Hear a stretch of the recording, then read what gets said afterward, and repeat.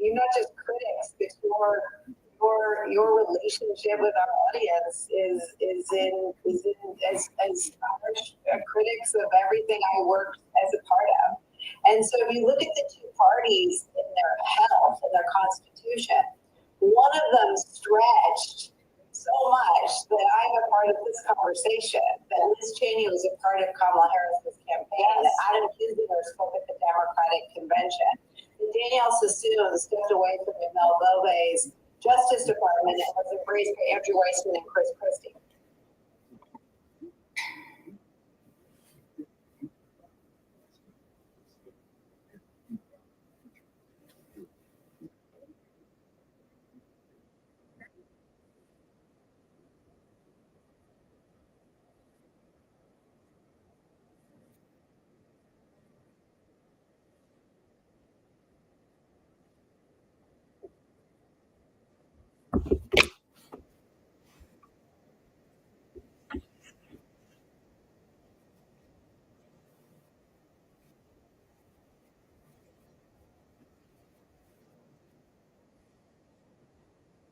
It's not a day.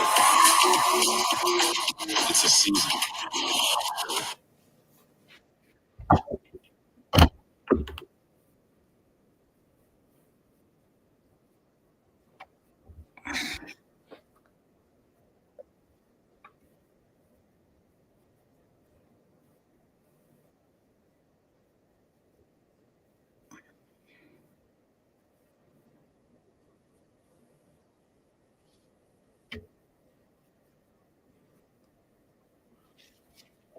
Republicans to stand up and seize back control of their party like they kicked out the Birchers. You kick out MAGA too, y'all. Be like, look, my daddy was a Republican. So, like, he would be rolling, he's rolling in his grave now, but like, they can come back to that. He's a Republican. They're Republicans. They're pull it back, y'all. Come on, fight for your party, my friends. Rachel Maddow, Nicole Wallace, Lawrence O'Donnell. I could not respect or love people more than I love you all.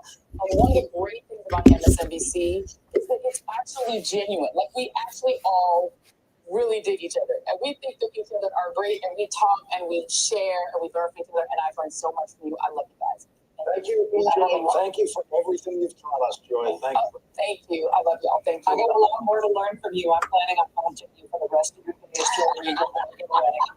I'm obsessed with toast. It's very convenient. Keep watching.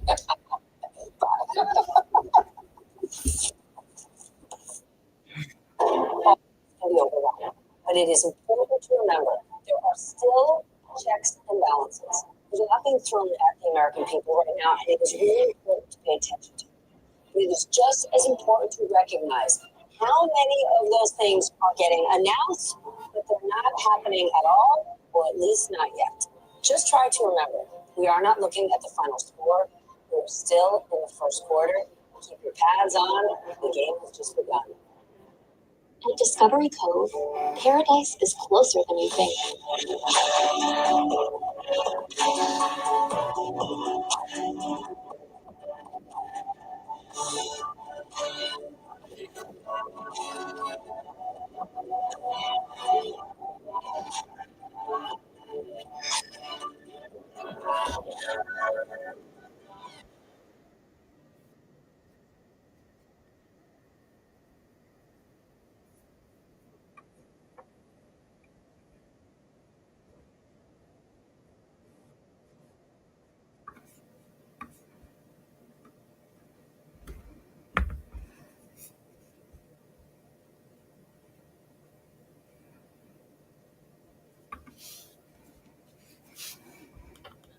We are not looking at the final score. We are still in the first quarter. Keep your pads on. The game has just begun. We learned we could sell all of our policy or keep part of it with no future payments. Who knew? We sold our policy. Now we can relax and enjoy our retirement as we had planned. If you have $100,000 or more of life insurance, you may qualify to sell your policy. Don't cancel or let your policy lapse without finding out what it's worth. Visit CoventryDirect.com to find out if your policy qualifies. Or call 1-800-513-7100. Can't believe there's 11 people watching. I absolutely cannot believe that there's 11 people watching. Okay, you know that thing back in high school when you had a group project and you were mad because not everybody did the same amount of work? Well, this show is the exact opposite. The readout worked because everybody from the interns on up put their whole heart into it. So before we Okay, everybody. We're live right now, just watching the last few minutes of the readout. Joy is just starting her, what is really her final few minutes on MSNBC. It's probably taking about 3 minutes to get through this. And typically what people do when they sign off of a show is they have the staff come up and sit around them, but we'll see what she does. So I just started a little early here. I don't have a share screen option at this moment. So I'm just sort of watching my iPad off screen, but Jonathan Hellman, who I will miss reciting his segments during the show meetings and helping she's doing a tribute to her staff. Kai Ma, who channels my whole entire brain, and also our resident sports expert. Senior producer Pete Fall, probably the most cool-headed, kind person I have ever worked with in this business. Our line producer Rachel Whitkin, the conscience of the readout. And with Tori, our other resident Swiftie. Our phenomenal booking producers, Leslie Frazier, aka our Disney princess. Patrick Judd, my fellow comic fan. Digital producer Alexis Stodgehill, my ride or die social media super friend. Our phenomenal blog editor, Jahan Jones. The downtown Sterling Brown, our director, and all of the amazing directors here at MS. Caleb Seals, our resident hip-hop expert, and my forever hazed anchor producer. My fabulous glam squad, Janice and Coco, right here in D.C., who have the challenge of putting glam on a person with total ADHD who cannot sit still for even 30 minutes. And in New York City, Bailey, Jamina, and Voltaire, and our awesome crew, Durbin, Bernie, and Julie, our indefatigable floor managers. Brooke from Okay, I see Phil in the backstage here. Phil, you're going to be instantly live.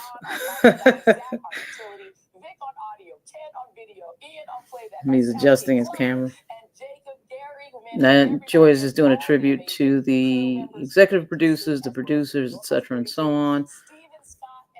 Brown, and also Miss Jan downstairs. And last but certainly not least, we call ourselves the Readout Go Team. Senior managing producer Robert Zellinger, the most brilliant, but also the most elderly millennial who literally knows everyone.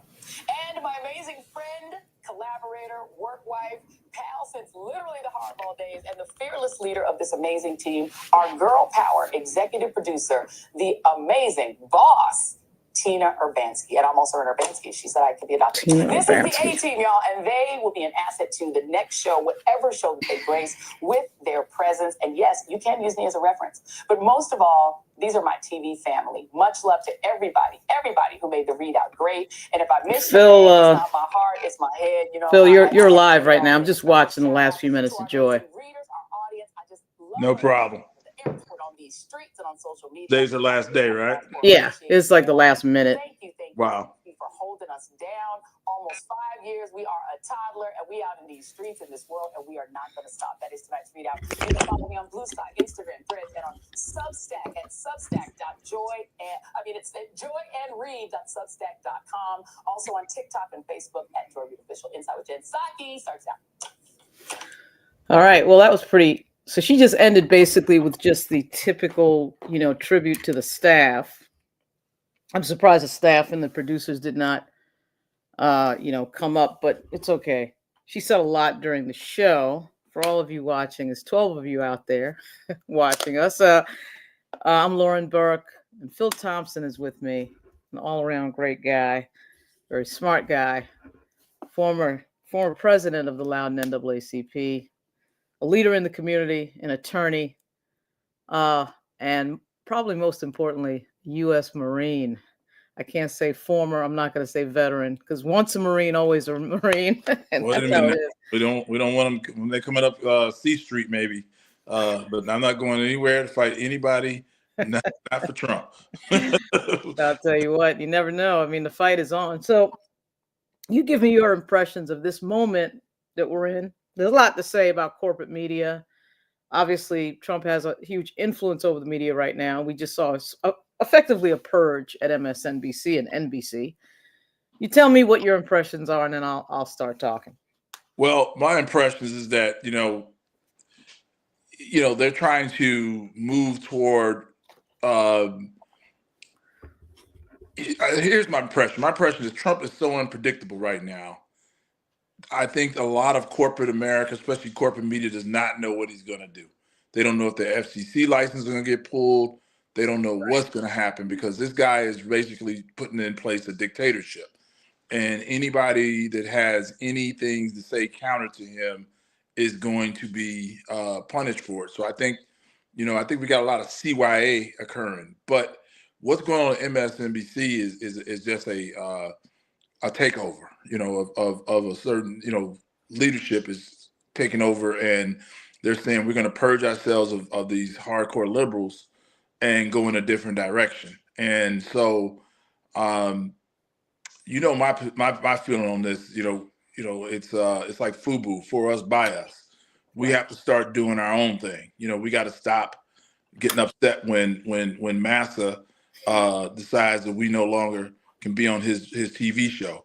We should have our own shows. You should be getting news from Black news sites that are out here actually reporting what's real for us, not this made up MSNBC stuff where even Joy and those people come on and all this other Trump this is what he did today, sounding like trying to, a Rachel Maddow show, instead of talking about what's really real out here for us and our future and our people. So, this is a wake-up moment, and if we can either take it one or two ways, we can do what I think a lot of people are doing right now, which is, we're going to protest and we're going to do this and we're going to do that, and whine, or we can just start building our own process and start sitting down having real conversations about what do we need to do to ensure that our people are getting the kind of news that's going to be helpful for them and to have them survive. And right now, I'm not seeing that. I'm not seeing the leadership on that. But you and I have had this conversation time and time again about, we should be taking care of us. We're $1.5 trillion economy, Right. $1.5 trillion that we don't spend on our own people, and that's the mark right there. Yeah, I mean, with $1.5 trillion on the table, we really only maybe 10% of that could control so much of the game. Now, I will say this. There are a lot of media platforms out there that are not on traditional broadcasts that are doing quite well in terms of numbers.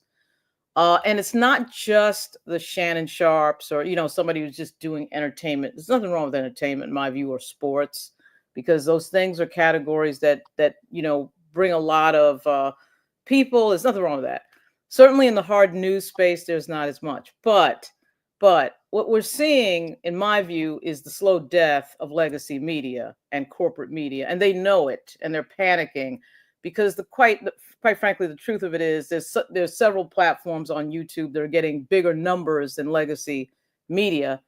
Back in another life, when I worked at ABC News for a Sunday news program, which was then called This Week with David Brinkley, and then later called This Week with Sam Donaldson and Cokie Roberts, who was my boss, we were seeing numbers like 7-8 million a Sunday. That is down to 2 million, 1 million. So Meet the Press, Face the Nation, they don't have anywhere near the numbers that they used to have. So for the daytime broadcast of MSNBC and certainly the weekend, they are underneath the numbers of a lot of these internet shows. I mean, and it's not even close. And so when you see somebody, a 20-something named Harry Sisson, get millions of people on a 5 or 6 minute, TikTok or something, that is clearly where everybody's, attention is going. But back to your point, obviously, I mean, the answer is what it's always been, which is that, Black folks in particular, when you're 14% of the population and you can't rely on the majority to give you a voice, you have to consolidate your money and target it toward people who are in your community, who are reporting on your news. I mean, it is simple as that. There's nothing new about this theory. There's nothing revelatory. Been talking about this for years.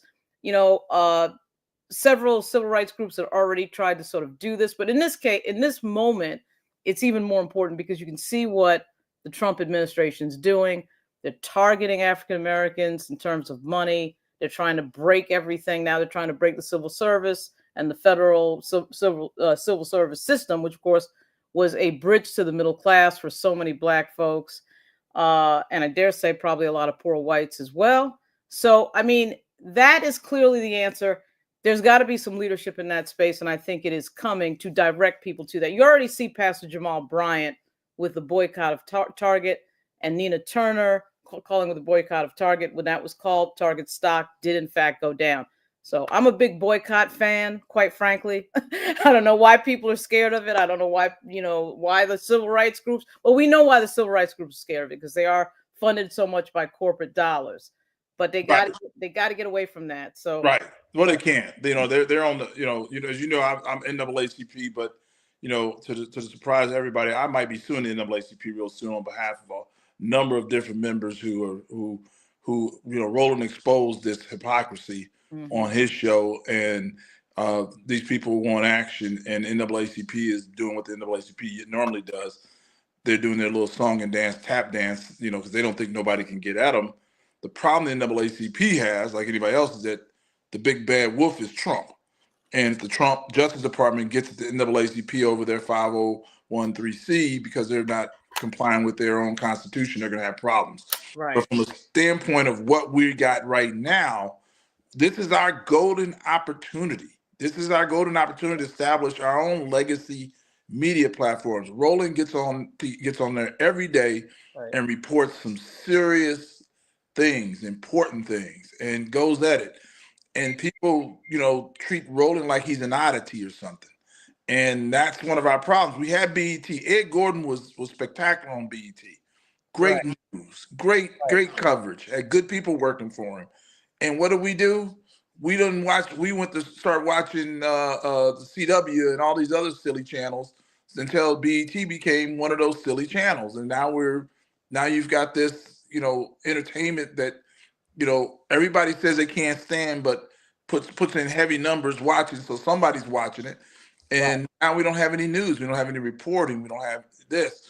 And so this is where we're at right now, that we've got an opportunity. And to me, Joy should feel liberated, that she's now off the plantation and now she could go and establish her own stuff. People don't understand one of the greatest times for Black economic, political, social economic development was Reconstruction. Right after we got out of, the most oppressive system, once African Americans were allowed in a fairer system to sprout their wings, we took off. We had congressmen, senators, businesses. We controlled things. We voted. We did all these various things until the white supremacy apparatus decided we had to put us back in the box, and we got Jim Crow and apartheid. So we need to understand that when given an opportunity to fly in this country, we've flown and we fly high. Now is an opportunity. The heck with Trump. Start our own stuff. Get our own messaging.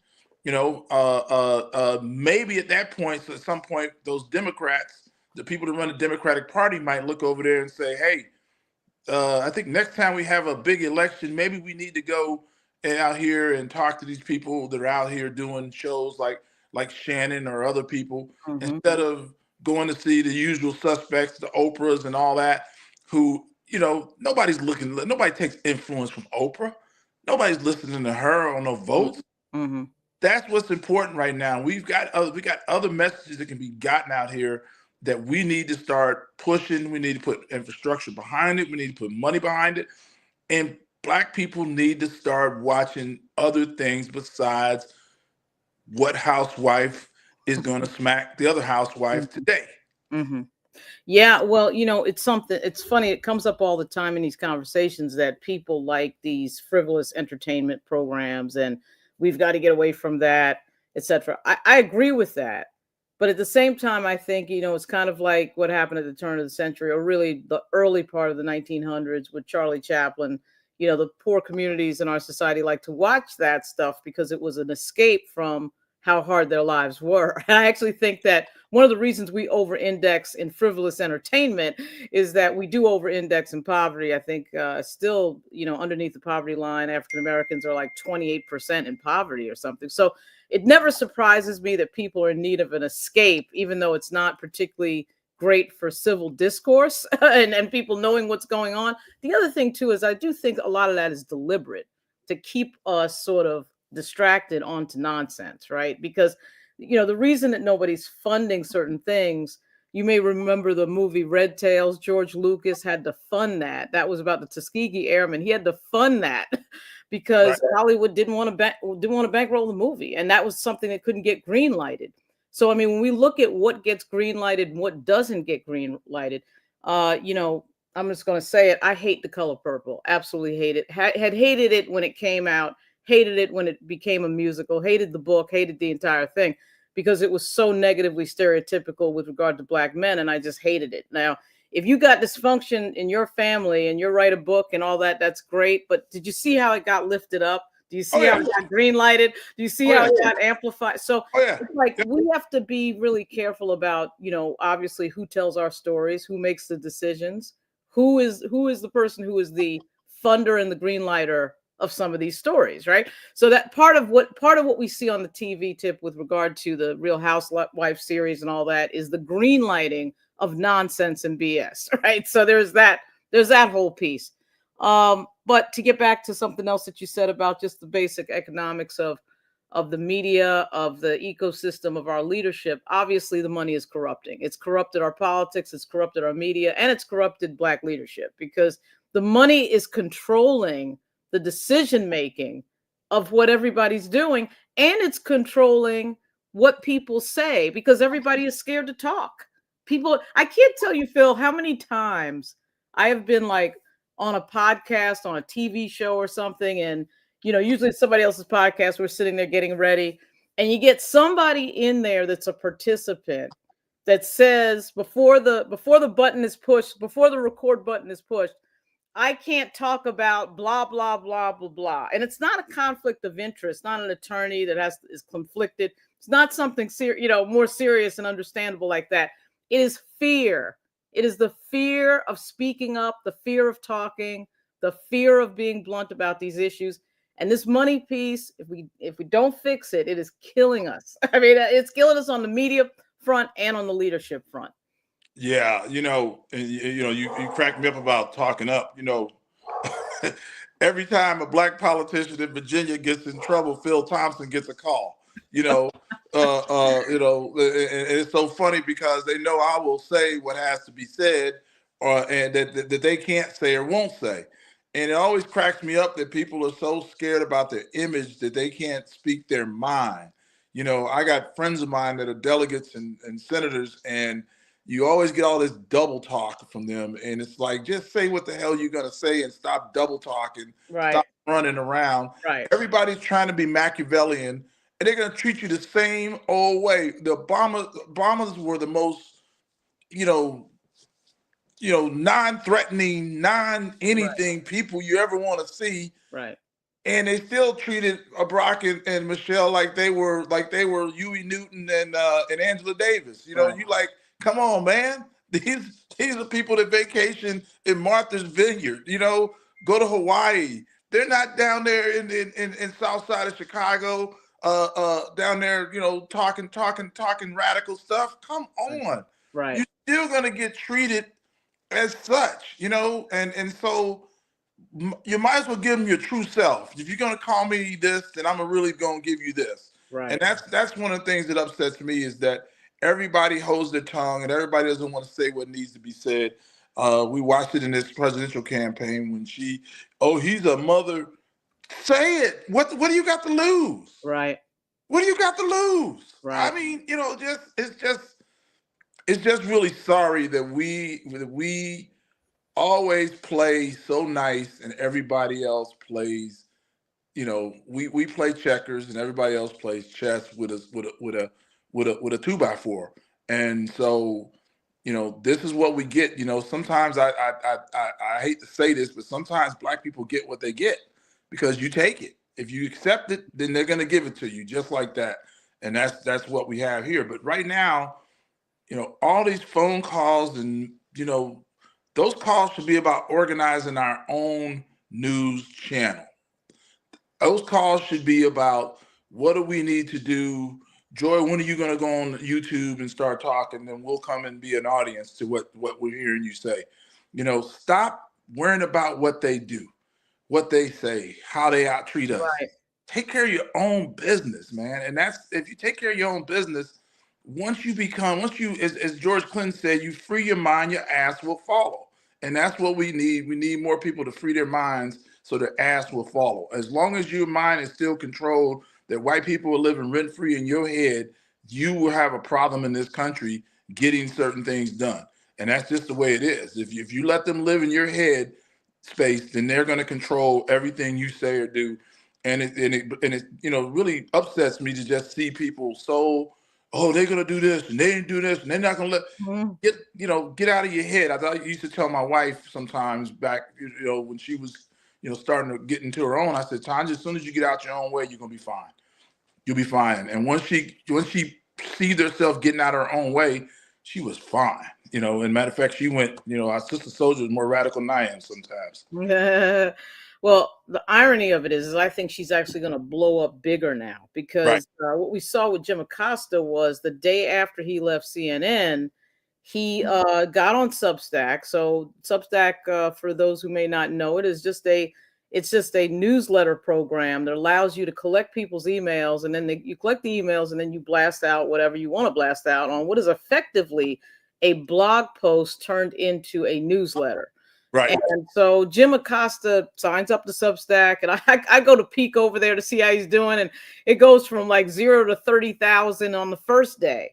He's up at 225,000 emails. So that's subscribers. So I don't know what percentage is paid, but typically on Substack, and incidentally to the audience, I own a Substack platform called Black Virginia News. Typically 10% of what you have is paid subscribers. So, he's going to be fine. And then he's doing like during the day, because of course, Jim Acosta is a TV guy. Of course, he'd been with CNN. He's throwing up video every single day, and he's sitting there talking to the U.S. Capitol Police officers who were attacked on J6, Harry Dunn and Fanone, who was with the DC Metropolitan Police Department. So the point is he blew up, right? Chris Cuomo, same thing. Don Lemon, same thing. So Don Lemon, of course, has a daily show on YouTube. He's at 500,000 subscribers. I mean, of course, it is the fact that those guys are well known. It's a platform. But the point is, they didn't need CNN. They're going to get more traffic, and they're going to be able to control their game better. And this is the thing about the modern technology that we have now. And this is why I don't think we need corporate media. Unless something crazy happens with Google, and Google owns YouTube, incidentally, and Google messes up or sells YouTube or does a Mark Zuckerberg style strategy of controlling the algorithm, et cetera, and so on, I don't see how you stop people from independently doing their own thing. There's too many different platforms that allow you to do it, and you don't need the corporate media piece. I remember how hard it was when I was at ABC to do the most basic piece of video. That was the late 1990s. And, to do that, you needed 5 people. You needed 5 or 6 people. Now you don't need anything. You need your cell phone and you need some light, and that's about it. That's it. You see reporters now that used to show up with all this camera crew now. Right. That's right. Boom, and they do a quick story, and it's, boom, it's over. That's right. And so you see this happening, not just that part of it, but the way this has to work is we have to network. We have to network so that if there's a story in LA, a person in New Jersey can say, yeah, in LA, let's go to my colleague out in LA, or let's go to some show in LA. LA person comes on and explain what's going on in LA. Right. Somebody's up on the hill. Hey, Lauren Burke is up on the hill today. Right. Lauren, what's going on? Boom, boom, boom. That's what we need to. That's the part we need to get. We almost need to start like if you deal with terrorism like I did in the military, you always had the person in the middle that was the control, and then you had the spokes that go out, and that's the same thing with the conspiracy. And so we need the control in the middle, and then the spokes go out to different people, so you hear different things about this issue or that issue, where you can even go to that person and see what their podcast is, or what they're talking about, because they're not under control. Like if I've been on CNN and Fox and all this, and I had to be Philip Thompson, and I had to be I couldn't go on there and say the things I'm saying now. That's the difference, and that's what people want. You want it unfiltered, but you want the raw information and data. You don't want, you turn on CNN and those news, and it's just all this just nonsense. That's why people stop watching it. That's right. That's right. If I take all those stations off my channel, I got rid of all the news things. The only thing I listen to now is try to go to AP, BBC, like that, instead of getting all this filtered news. Because I learned earlier a long time ago, the news is the news is now follow the leader. Nobody does any real work, and it started during the Iraq. The downfall was the Iraq War when and I tell people this, when this is how this works. We invade a country. Mm-hmm. But we call the people who are in the country opposing us insurgents. Think about that. Right. And nobody thought about that. Right. These guys are the insurgents. We invade, United States of America invades Iraq and then calls the Iraqis trying to get us out of their country. Right. And, invaders. We did it in the 70s. I represent Native American tribes. We slaughtered Native Americans. But called them savages. Mm-hmm. It's all in the messages, and the press just ate it up. They didn't know. Right. Not one press person, hey, wait a minute. Why are we calling these guys the insurgents? Right. Aren't you the guys, the insurgents coming into their country? That's right. But nobody answers the question. So it's always what I call in America, what the majority in America is good is getting up on top of this hill. Yep. With this lie or story or whatever. And so they stand on top of the hill, and that's the truth. And when you try to get them off the hill, you say you're all of a sudden the bad guy. It happened with history. You're trying to rewrite history. They wrote the wrong history. They wrote the lies. And then when you try to correct them, you're trying to change history. Right. It's amazing. You're trying to change history, although the history that we're telling you is a lie. Right. Or it's been extorted, or that's not the truth. This is what the majority in this country is great at, making whatever they do sound like it is it. And then anyone else that tries to question it, you're radical. You're radical. Oh, you're radical.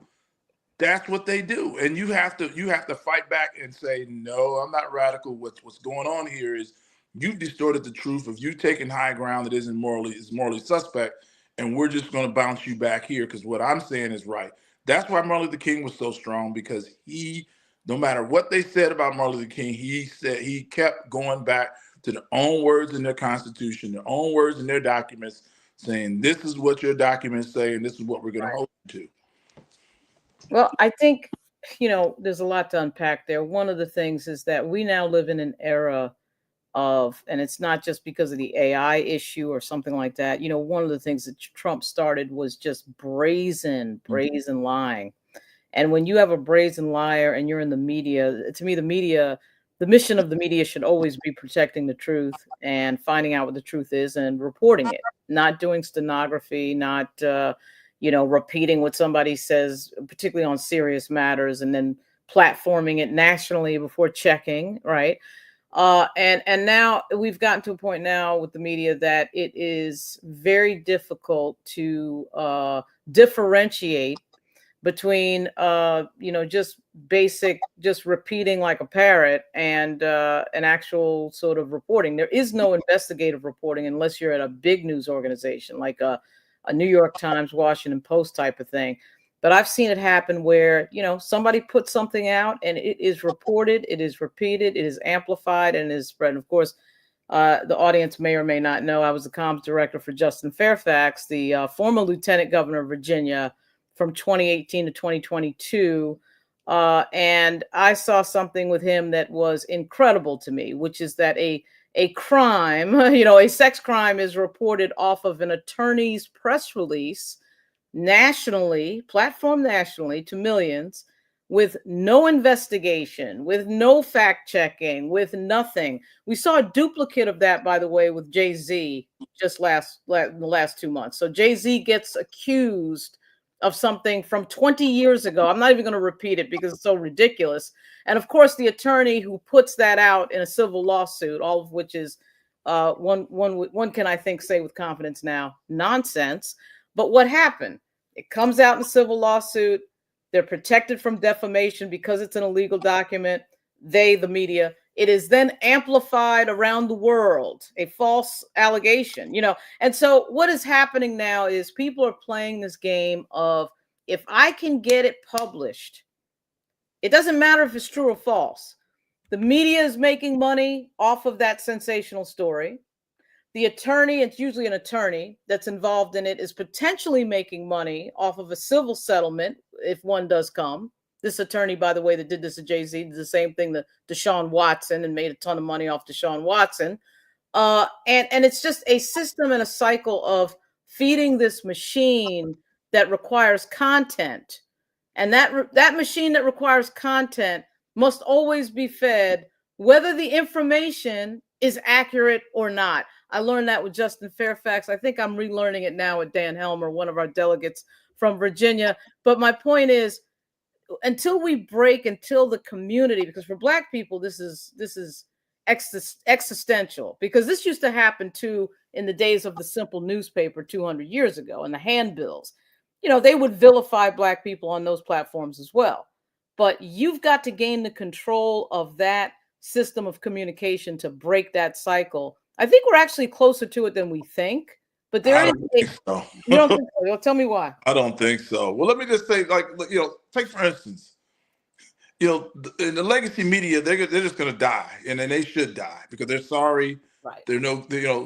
They send this senior White House correspondent up to the White House and for the press conference, knowing this young lady's going to come out here and tell whatever she's been told to tell. Right. 90% of it may not be true, and they joust back and forth with her, and you sit there like, just send an intern up there. That'll tell you.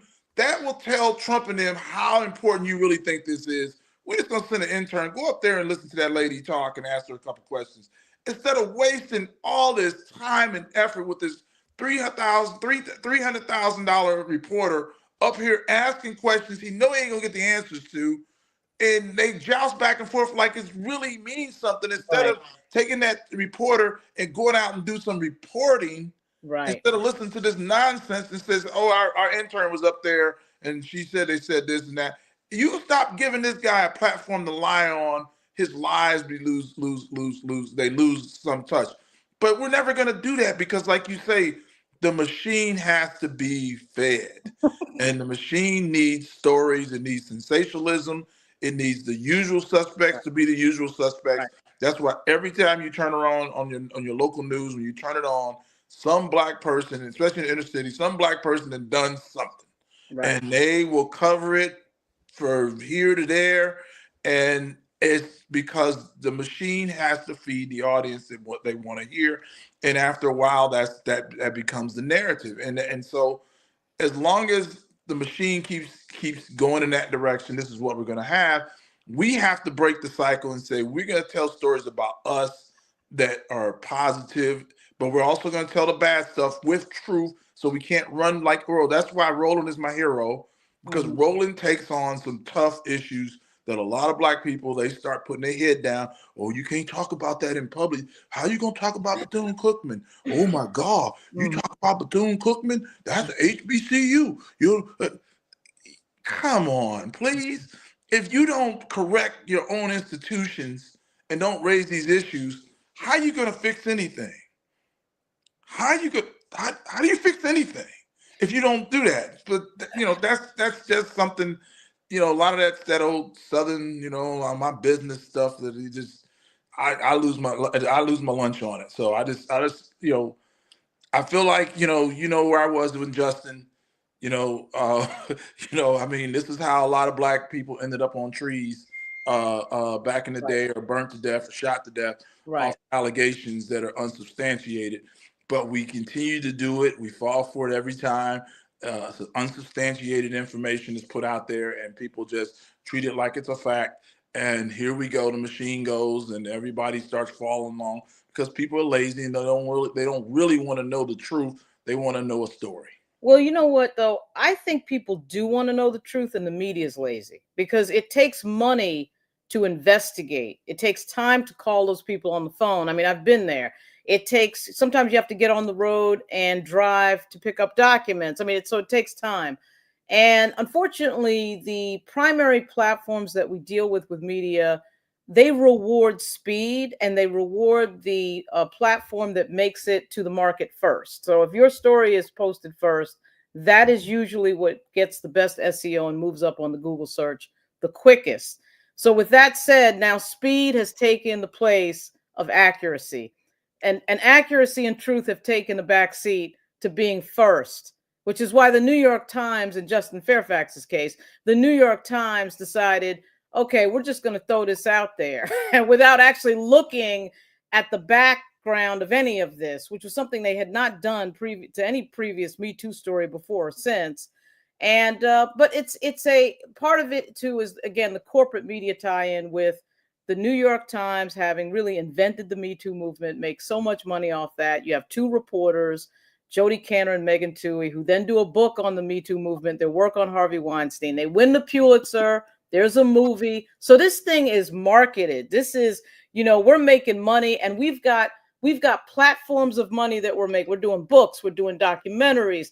If we destroy somebody's life along the way, whatever, right? I mean, in Weinstein's case, certainly I think he deserved it, but I don't know that they care really about what's true and what's accurate, they being the media and big media in particular, because in the end they win because they're going to win the traffic, which wins them the subs, which wins them the advertising, so forth and so on. So it is that corporate media piece is problematic. There's also some corporate tie-ins that go into some of these social movements that we see at CBS in particular. The Gayle King and Oprah being tied in with Time's Up and Me Too, and then CBS gives $8 million to Time's Up. Well, what were the odds that they were going to report a Me Too story fairly? The odds were zero. I mean, they weren't going to do that because there was a corporate tie-in, which, by the way, they never really disclosed to their audience. So, right. I mean, you put all of that together, and what you end up with is something that is less than accurate. I actually think people want accuracy. They want the truth. You do have platforms that are touting this idea of breaking misinfo and disinfo. The Bulwark, Bari Weiss's platform, the Free Press is all about that. I don't necessarily agree with Bari Weiss on everything, but the main function of that platform is we're here to tell the truth and not BS and not be politically correct and afraid to talk about certain things. So I get what she's doing. Yeah, well, I think, Lauren, that people want to hear what they want to hear. So I think that, look, we're an African American community. Back in the day, anything negative to say about Obama, and you were just going to be excommunicated. You might not get invited to the family reunion. You just, and I remember what they did to Tavis when he came out and was negative, and Cornell were negative on Obama. Instead of people taking what they said and looking at the circumstances and facts, they attacked them publicly. They attacked them personally. They're jealous. They're this, they're that. Look, I've represented Native American tribes during Obama, Clinton, Bush. Same treatment. They jacked the people over big time. Except for those that had the money with the casinos, they got what they wanted. So it's no different a policy. And people will say the excuse they will give you for Obama is, well, they wouldn't let him do anything. Well, as we're now seeing, the president of the United States can do a whole heck of a lot if he wants to. And so don't give me that. Or look at the facts. Look at statistics. Did African Americans improve under Obama any more than under Bush? Look at the statistics. Don't take my word on it. Look at statistics. But if you come at that negatively, you got cream. Same thing when Kamala ran. If I scratched my head and said, I don't know it's gonna work. Man, I took a beating from my own mama. I hate black women. Really? When did that happen? But he just we're just so we want to hear what we want to hear instead of hearing the truth, hearing the facts, doing analysis. So I think people are just two things: they're lazy and they don't want to go through the process of actually understanding and looking at issues. And I get it, life's tough and things are not easy to find, and you don't know. But on the other side, I think people want to hear what they want to hear. It's just like your music. When I stepped out of that's that latest one I got beat up on because I didn't understand nothing Kendrick was saying. So I went outside and smoked a cigar, and then everybody told me that was the greatest halftime show in the history of the world. And I'm like, did they have like 48 hours? Did they have the ticker going underneath it so I could understand what the heck was being said? But that whole thing, objectively, in the end, we're gonna have an OJ moment with Kendrick, I think, because I don't think we're gonna see another black person host another Super Bowl halftime for another 10 years. So you won the battle, you won this little war, but you're gonna lose the battle, and people don't understand that because we told them. Yeah, I'm sure they listened. Trump was really listening to what Kendrick said. It really got underneath his arms. Really affected Trump and affected the Congress. They're gonna really take that into heart that black people had a give me a break. Give me a break. I'm just into constructive stuff. If you're gonna do something for effect, then really do it. If Kendrick would have said on there, 500,000 people need to meet me in Washington on X day, man, then I would have said that. Now we're talking.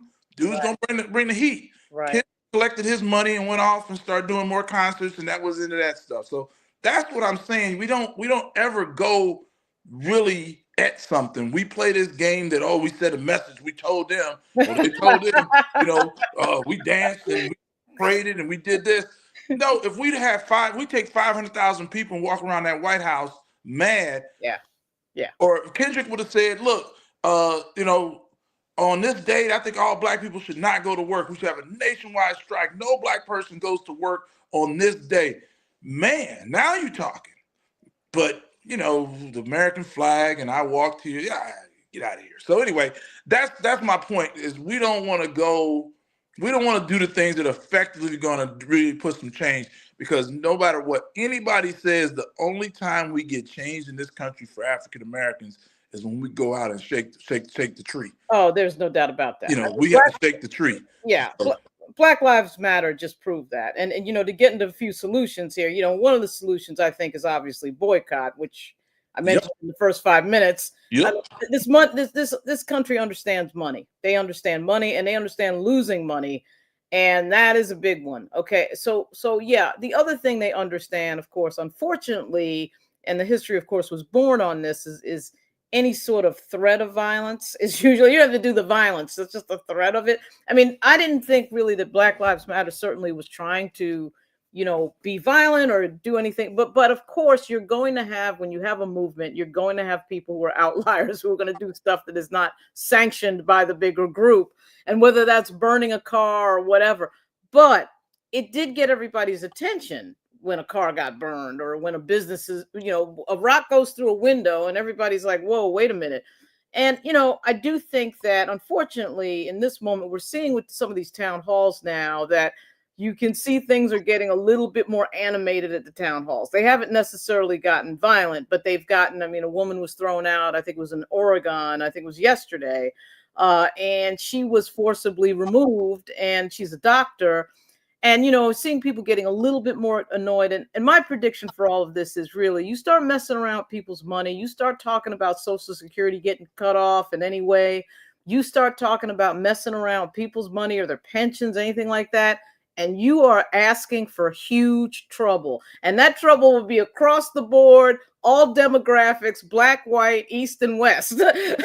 Yeah, but you know what group of people will lose their job and shoot up a post office. So we don't even have to. We know that. We don't really have to go. We know. Those people were up on that January 6th. We knew who was doing that, and we know that mentality. Now you're going to see the other side of that when you start cutting off money and Social Security and Medicare and all this. People are going to get irate, and I do think there's going to be some violence at some of these events. I hope not, but I can tell you one thing: it ain't going to be us. I can almost guarantee you that. Oh, no, Because that's not what we get. We're used to taking our misery and just silence, or whatever. We may up to a point then protest. But if a black person loses a job, we're not talking about going and getting the AK out and straightening that out. That's traditionally been another group of people that do that. And Right. so you start messing with their resources, they start to get they started to get into we're gonna get medieval on this thing. So Yeah. I do think that we're gonna start seeing a little pushback on Trump, because Republicans might be seeing something coming down the line in 26 that they don't want to deal with, which is they might get skunked in 26. Oh my God. Well, I think that's kind of almost, I don't want to say done deal, because of course the Democrats, their ability to mess it up. Their ability, they will form a circular firing squad and start shooting each other before they get the victory. Yeah, we've watched Democrats just almost like they went to Vegas and bet against themselves and then went out and threw the election. No, so, absolutely. But I just want to respond to a few things in the chat. And this is something I've heard before with regard to Joy Reid. Joy Reid, of course, we know, speaks on race a lot, mentions race a lot, as many Black commentators do, or Black anchors do on some of these corporate programs. They do talk about, you do talk about race, and typically that is in a stronger way than you would hear from some of our white colleagues. And I just want to say, just globally, one of the things I've noticed, for the audience, I was a history major at American University. And of course, when you're a history major, you do have to study like everybody's history. You're required to do that when you get a degree in history. But one of the things I've noticed is that in our country, we are always in much different places as individuals when it comes to what we know about the history of other people that are not in the group that we're in, right? So when you're in the group, you hear your parents talk about that history and your grandparents.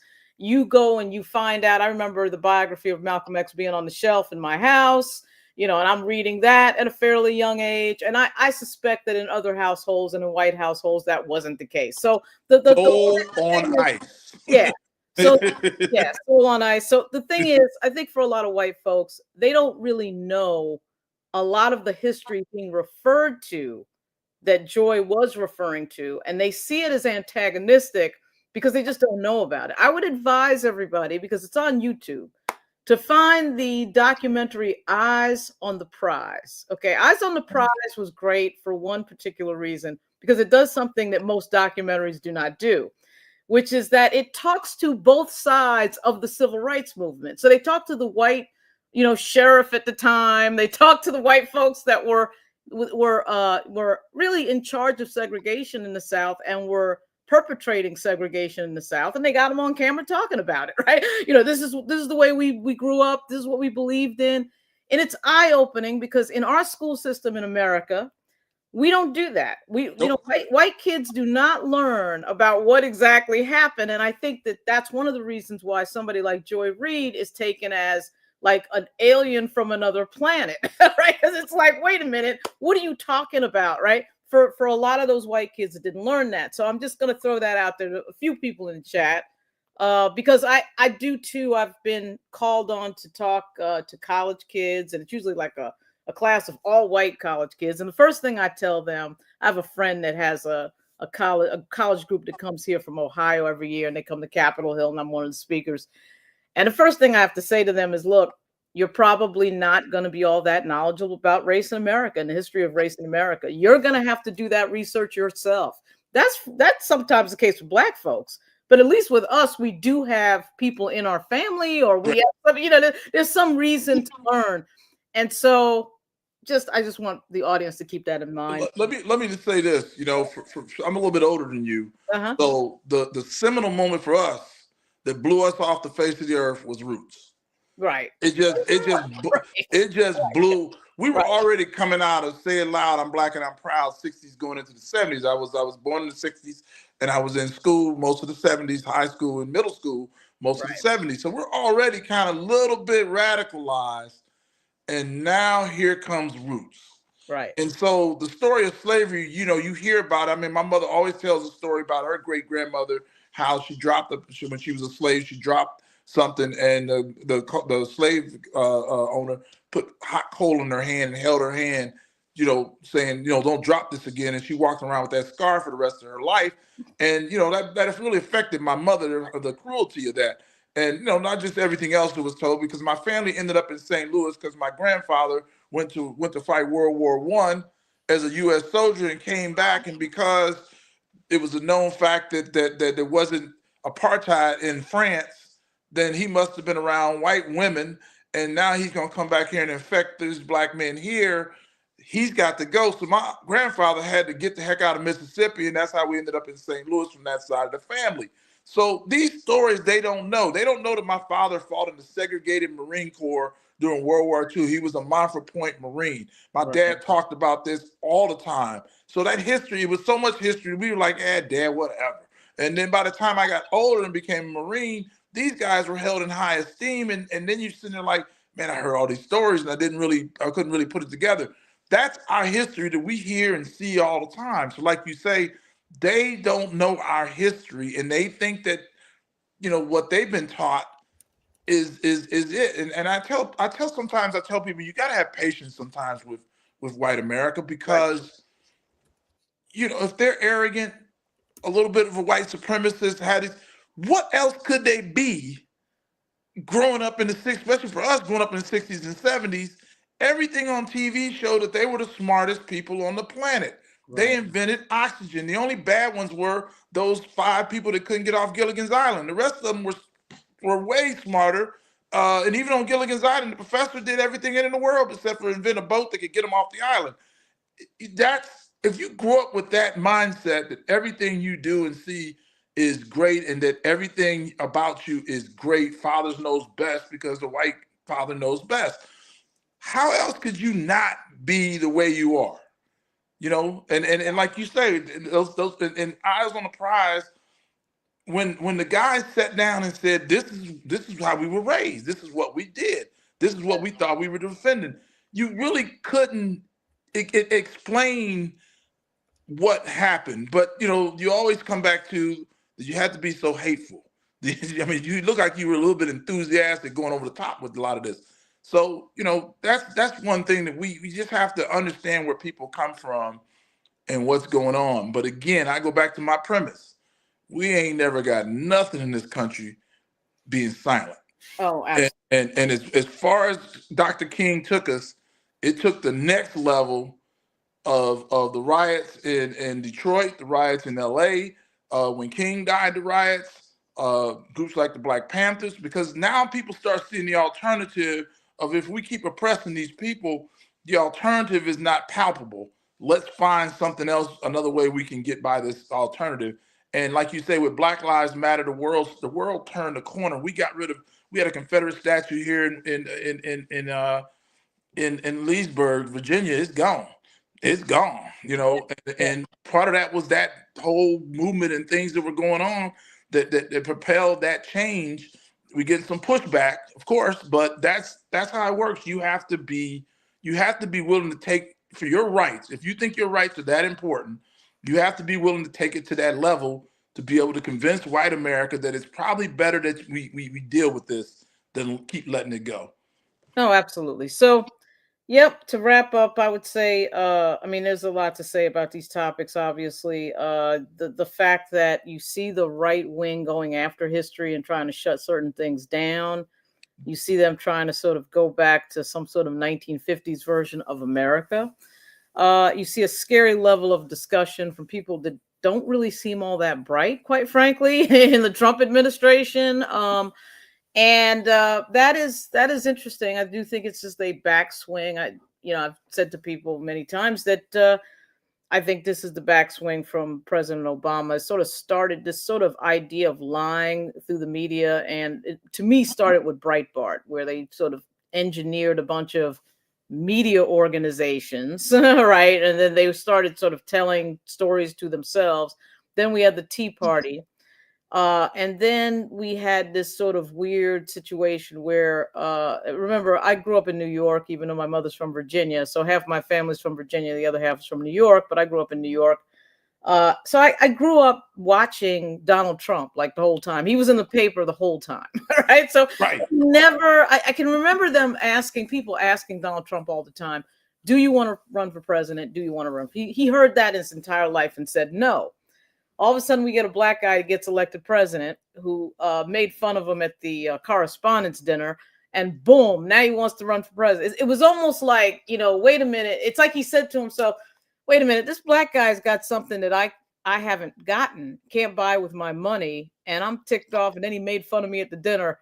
I want the thing that he has, right? And now it's just this tour of revenge, So it's incredible thing to watch the sort of anger from people who have done well in this country, right? It's like you're a millionaire, you were handed a bunch of money from your parents, and you're unhappy. I mean, Trump is like one of the most unhappy people I've ever seen. It's like, why are you so unhappy with all this money? I have no idea. And all this opportunity. And again, I'm in New York a lot, and typically I am in Columbus Circle because there's two places I like to frequent. One's a bagel place right there at Columbus Circle. The other is a candy place at near 66th and Columbus. So, I see Trump Tower, he's got two locations, the Trump Tower at the one on Fifth Avenue and the one in Columbus Circle. I'm like, dude, why are you so unhappy? So this is a strange group of people. They're angry about something I never can get to the bottom of.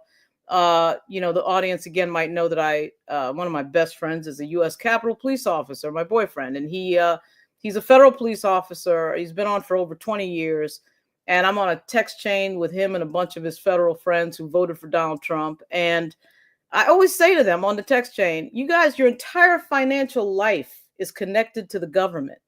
You're always making these remarks about the government, negative things about the government. Your health care is the government, your mortgage payment's the government, your car payment, your car loan. It's all the government that gave you that. What are you complaining about? Like, I just cannot figure it out. The best I can come up with is they listen to Fox News and they parrot what Fox News tells them. And Fox News tells them they should be mad, Well, an elderly gentleman of mine, a friend of mine, and I shouldn't say elderly because I'm getting elderly my dang on self. So, said this. He said that white Americans cannot live without a boogeyman, and by saying that meant that there had to be something out there that they had to rail against. It was a communist for the longest times. Then it became the Japanese were going to take over. Oh my God! And then the terrorists, Islamic terrorists, are going to take over the world. Chinese, and now the Hispanics are going to take over the United. They got to have. He said they had to have a boogeyman. And you look at this, and they always, if they don't have a boogeyman, they will invent a boogeyman. White America is the most prosperous group of people on this planet.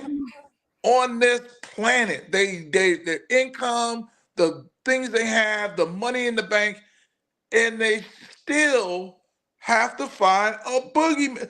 Somebody coming across the border with no money is the boogeyman. Are you kidding me? I know. And then the other thing that one of my grandmothers always said, that a mad dog is at his worst right at the end. So I always say that, and I keep saying that with Trump for a while, and I don't know if the mad dog is ever going to go away. But when an animal goes mad, right at the end is when they're the most violent, the most unpredictable, the most crazy. And hopefully we're getting toward the end of this rabies outbreak, because I don't know how much more people can take. It's early today. I was just feeling like, kind of overwhelmed. I happen to believe that I built a stone house, a brick house. So when this starts blowing, I think my house can withstand it. I've done well in my life, and we've saved, and we've, had a financial plan, and my wife and I both have stood by that plan. And we think that that right now, I think I can stop working and I'd be fine. But a lot of people have built straw houses because they've had a good time, or wood houses that might get blown over.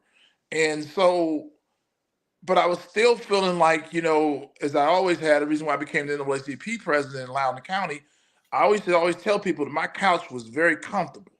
I was having a good time on my couch, and I got off my couch to volunteer my time to become NAACP president because I had to go speak for those people who couldn't speak for themselves. And you know, and that's how I feel bad now. I feel bad for the people who don't have the brick house, who've got a straw house, people who, you know, single, especially a lot of single black women that are in the federal government who Right. busted their butt to get to a certain position in life and get themselves comfortable where Right. maybe they didn't have a mate, maybe they were married, whatever. But Right. they pulled themselves up, and I've really become an admirer of black women and women in general because I, you know, for years I'm a man, so I go through the world like, you know, hey, you know, whatever. If you can't whoop me, I ain't got to worry about you. You know, that's how when I walk in the room, I'll size the room up. If I don't think you can physically beat me, I'm not worried about you. You just, you know, get out of my face. But you know, women don't have that benefit of walking in the room, sizing everybody up. They think they can whip or can't whip. You know, women walking. You just walk in different shoes. And as I've gotten older, I've come to understand that the problems. You know, of my wife. You know, her job in our marriage was a lot harder than my job. I would never want her job. Just the day to day of dealing with her children and me, and then this grown child she had married for a long time. But it's just a tougher life in my book, and you know, the federal government has been a good outlet Yeah. for a lot of women to get into and get a career and become self-sufficient. And now they're trying to pull this shaky ground out from underneath them, and I just, you know, and it's a bully tactic because everything you see going on right now, this is what terrorists do. Oh yeah. Terrorists come in, they explode a bomb, and then they start threatening. And Right. that's what happened. The terrorists have come in, they've cut all the probationary employees, which they knew they could do without any problem. So they've exploded their bomb, Right. and now the threats come in. You know, you better tell us this. You know, you better give us this. We're gonna take hostages. They just took the USAID hostage, so they got hostages now, and they're threatening to take more hostages or kill these hostages if you don't do what they tell you to do. That's what you have. This is straight out of the terrorist handbook of how you get people to do things. And then what they want people to do is to lead a government. You know, lead a government. And so if you don't, we're gonna threaten you. We're gonna ratchet the pressure. And they're gonna make the USAID people die slowly because we got to put on a big show of what we're gonna do to them, all the bad things we're gonna do to them. So you don't want that. So you'll get out of here, you'll leave this land, or you'll do whatever. That's what we have going, and people need to understand that, and people need to stand up. I'm a federal employment lawyer, and I'm talking to clients who are shell shocked. You know, absolutely shell shocked. They've, you know, like the VC just came through this village last night and took the chief and did a bunch of stuff. They're shell shocked, and so, you know, I try to tell them, look, you know, there's hope.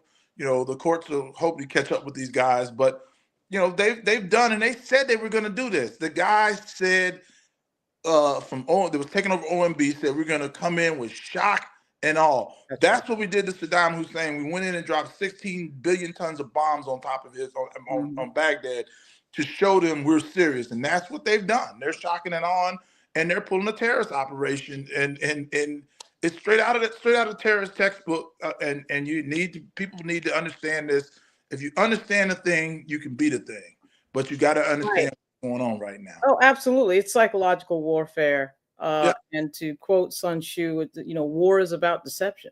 And there's no doubt in my mind that Elon Musk has read Sun Tzu. And I mean, I'm seeing things that right lifted from the 48 Laws of Power, which is Sun Tzu's, sort of the Americanized version of Sun Tzu. The Art of War. And so, I mean, yeah, they're there to scare everybody. We got to get you on again to talk about the the federal employment law piece. I've got some attorney that's trying to do an interview with me. He's an employment attorney in DC. By the way, audience, in the chat is the links that would assist and help federal employees. So if you're a federal employee, I suspect most federal employees may know about the links in this video description, not the chat, the video description.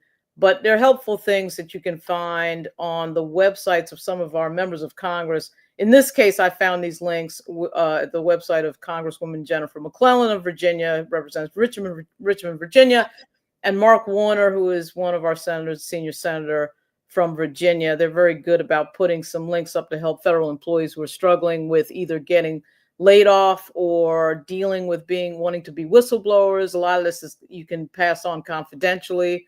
There's a lot of links being thrown up with attorneys, trying to link the attorneys to the federal employees. So people should be aware of that. If you have friends that are going through something, my boyfriend told me the other day, he lives in Arlington, that he got a neighbor whose husband got laid off the other day. I mean, it's a shock to the system to be, to find out that you don't have a federal job, which is always considered to be Federal job. Federal employee. Federal job. I was a federal employee. I have 5 years of federal service and some state service in New York, state government service in New York and Virginia. And I got to tell you, I mean, this is not a group of people who's into risk. I'm into risk. No. They are not into risk. No. Real quick, Lauren, we're going to do a show hopefully next week. And I'll give you some information about it. You can get it out to the audience. We haven't nailed it down, but on reduction in force. There's things that people need to know about what a reduction in force is, what their rights on a reduction in force, what the potential severance payments are for a reduction in force, all the things that have to happen in a reduction in force. They picked the probationary employees because they were easy to fire, not understanding that some of those people were hired like to do the taxes. The tax cheats are going to have a good time with that one because you've taken a bunch of people that examine tax returns out of the loop. So now the tax cheats are going to be like, hey, I got 15 dependents. Things like that is going to happen. But what we're trying to make sure people understand reduction in force. And then I've got some federal financial planners that can tell you what to do with your TSP, what the rules are, and what severance and all that kind of stuff. So if we get this, we're trying to put it together, targeting USAID because those, again, they're the people that are targeted. We're going to try to work with big blacks in government on this and see what we can do about getting this information out and talking to people, letting them know what their rights are. Well, yeah, we should have a show just on that because that's a huge, huge piece. And I got so many friends that are federal employees, it's not even funny. Most of them are shielded because they're law enforcement. And of course, Trump isn't going to touch law enforcement. But he's going to do what? I said Trump isn't going to touch law enforcement. Although it's interesting, they're messing around with veteran stuff. That is going to get them in trouble quicker than anything that you can put your hand on. You just start messing with veterans, related aid or something like that. And let that Congress turn over to a Democratic Congress. All their protection will be fired. Don't be fooled. Don't put all the traditional things that people thought you weren't going to do. If this guy can do it, he'll do it. And that's the power of the president. He's just taking the powers that the president has in this country and really going for it. Yeah. And it's something we haven't ever seen before, maybe since the Civil War when Lincoln declared martial law. And someone told me today, a good friend of ours who who also does a lot of news work, she said, this guy's going to declare martial law. And my initial instinct was no, he wouldn't. But now I'm like, yes, he will if he thinks if he can get away with it. You remember what was that general that they ended up convicting, and I think he let him off. The Air Force general told him he should have called out he should have called out martial law. I know. The election. Yeah, so, right. And it was people like Kelly and Mattis and people like that kind of stopped it. He ain't got none of that now. These guys he got now, if Trump says, let's go invade Canada, they'll write up the plans to do it. So he's getting rid of everybody that will stop him from being able to do what he wants to do. And he's just taking the power of the president all the way to the 10th. And like he said, the constitutional way you deal with a president is through impeachment. And right now the Republicans control everything, and that should be the Democrats. The Democrats should be selling that for their 2026. The only way you're going to stop this madness is to get this guy out of office. And the only way we do that, we're going to have to take all these seats. Well, that's their biggest pitch. One of the rules of communication strategy is when your opponent is making a mistake, get out of the way. I think the Democrats should just get out of the way. I mean, they are going to piss enough people off that the tide is going to turn, and it's already turning. And here we are. Only Yeah. Just like I thought we were gonna have. I mean, You're going to see it in Virginia first. Yeah. Well, you're definitely going to see it in Virginia first. All these federal employees.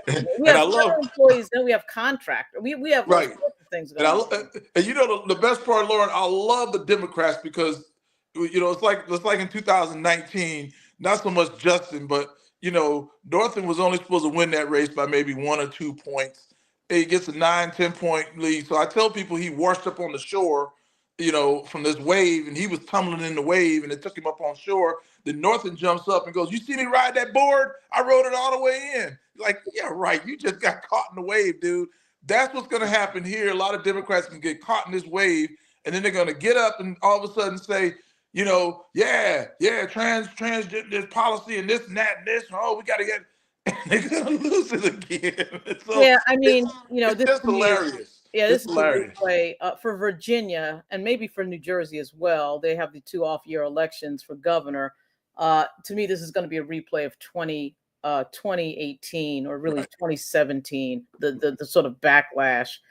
Andrew, we have a question in the chat with regard to balancing the budget, which is simply, would you agree that when balancing your books, you should cut spending when you are in debt? There is not that much disagreement, interestingly enough, with the Democrats with regard to a need to look at federal spending. What's so funny about it is everybody does think that federal spending should be looked at, particularly with the Pentagon, because, these stories about the $80 hammer and all that other stuff, that's been going on for decades, and people have hated that, right? So people understand that there's probably a lot of federal spending that could be cut. But the indiscriminate way that it's being done, I think, is the reason that people, of course, are very upset, as they should be, because, I remember listening to Mark Warner. Again, Mark Warner is our Virginia senior senator, saying that, yeah, we should be looking at cutting federal spending. Go ahead. If Andrew was on here right now, I'd ask Andrew, did he pay cash for his house? Did he pay cash for his car? Does he got a credit card? Don't talk about balanced budget, man. When nobody balances out their budget. Who pays $1 million for a house unless you got that kind of money? That ain't the American way. The American way is always borrowing. So don't give me all this foolishness about balancing the budget when nobody balances their budget except for hell. Trump don't even balance his budget. He's got money he owes out there on loans and different things. He doesn't go in and buy Trump Towers, just pay cash. Come on, dude. Be realistic and live in the real world when you start talking about balancing budgets. It's not that easy. The other thing to think about is, of course, Elon Musk has borrowed and been granted millions of dollars by the federal government, otherwise known as the federal taxpayer, otherwise known as us Americans paying for Elon Musk to launch a rocket, right? He effectively borrowed and was granted millions of dollars. And you're right, Phil, to your point, so much is leverage in business. And when you buy a house, you borrow from the bank. Of course, typically, most people do not have $200,000 to $300,000 or $400,000 in cash to buy a house. And now I'm talking about where you trying to buy a house at? Well, I'm looking at houses in Hampton. I'm looking at places in Hampton, Virginia. Where we are, the houses are actually the average house in Arlington right now is $800,000. Well, let me just say, in my neighborhood, a couple houses just went for 1.6 and 1.5. Right. So I'm sure those people reached in their pocket and pulled out $1.5 million and said, "Here you go for this house." Come on, be realistic. Nobody balances budgets. That's just the biggest nonsense they ever want to hear. We got to balance the budget. Yeah, we should be working toward that. But here's a fact for you: the United States military spends more money on military and defense than the next 20 countries combined. Mm-hmm. Don't believe me? Go on Google and Google it. Right. So China, Russia, Britain, France, Germany, and Japan, and start throwing in another 15 or 10 or 15. That's how much we spend on money. Russia's in a full-scale war, and we still spend more money on defense than Russia, Ukraine, Germany, France, England, Everybody. So don't give, people just, if you don't really know about the budget and how much this country spends and what we spend our money on, we spend more money on refurbishing nuclear weapons than we do on all the education in this country. Well, so be realistic and understand what you do know and don't know about what our government does. Cutting 200,000 federal workers or cutting federal workforce is not going to impact as much of this budget as you think. And cutting the FAA as we watch airplanes crash is another interest. Cutting staff at the FAA is not I don't know what that's about, but that is a dumb idea at this moment. Yeah, we got Andrew. Lauren, flying, I always feel safest right before the plane lands. I'm like, oh man, we're almost down. Woo! Last 2 accidents, 300 feet off the ground and hitting the ground. So the last flight I just took on Saturday, I'm like this during landing, like, oh man, oh. So, absolutely. I hate flying. I'm like Aretha Franklin. If I had to take the bus, I'd be taking the bus all the time, but you just got to fly sometimes, Yeah. All right, we're going to wrap here. We really appreciate everybody who's been watching. I'm shocked to see how many people are watching. Andrew, thanks for your question. Hey, Andrew, I didn't mean it personally, my man. I just, I get what you're saying. We do need to cut spending. Absolutely. But cutting federal workers is not going to impact that. It's a show right now. The right wing has hated federal workers for the longest time. When you look at some of the comments, they're making all this money off of the federal government. They act like the workers are actually grifting, like they came to just grift. I'm gonna get this money. People show up and do jobs. That's why it was hilarious when Musk said, "Oh, you got to report what you did this week."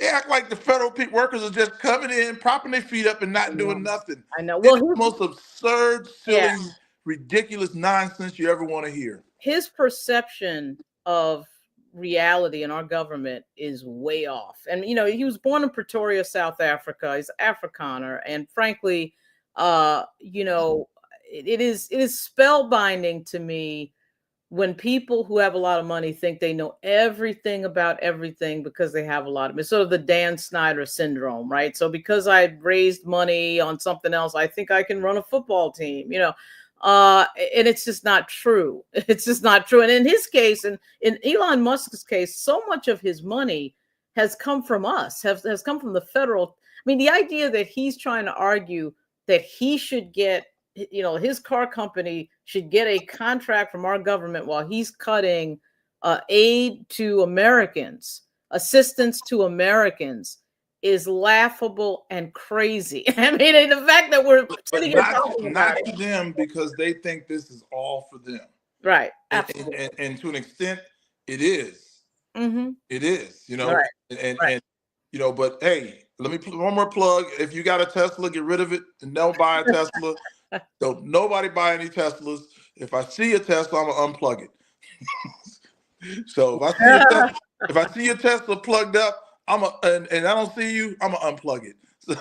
That's funny. That's funny. The only time I've been to Tesla is when an Uber comes and picks me up, and it happens to be a Tesla. Okay, everybody. Thanks for listening, watching. As you can hear, Phil has a ton of knowledge, and he's going to be back on whether he likes it or not, because I already need you to talk about unemployment, federal unemployment stuff. And one of the things that people may not know out there is that the federal pension system and the TSP system is like the best in the country. I mean, the TSP is like the best in terms of percentage. If you start with the federal government at like 22 years old and you max at 18% into the TSP, you will be a millionaire by 40. I mean, I know so many on paper millionaires from that TSP that is unbelievable. Well, and people will say, "Oh, the federal government's got that good benefit." But what people don't understand is the TSP kind of came to light after they took the old federal pension out. The old federal pension, you retire with 30 years plus, you almost got 85%. It was like the old pensions. So what the TSP is like a forced 401k, but in order to get people to put their money into it, there's an incentive that the government will give you so much, will give you 5% on your money. And so is a push on there, but a lot of people don't use it because, again, I work with financial planners and we go to big conferences and different people and we talk to people who are going to retire and we ask you how much you got in your TSP and they got $3 and a bucket of chicken in the TSP, so they can't retire because you haven't used it. It's one of those things that you use. My wife maxes out. It's worked out well for her. And that's the part of it you have to do. Like you say, you have to put it in. But understand this, we're telling people that as soon as you can get your money out, get it out, because Trump and these people will see a big piece of money and there's no telling what they might do with it. And at any time he can freeze it. He can freeze it. So understand what you're getting into. But if you got money in your TSP and you're 59, you might want to start moving it. But again, that's for another conversation. We got people, this is what we work on. We work on having people move from the government, out of the government, into a better situation, and also from an employment standpoint, protect your rights. Yeah, it is. It's going to be interesting.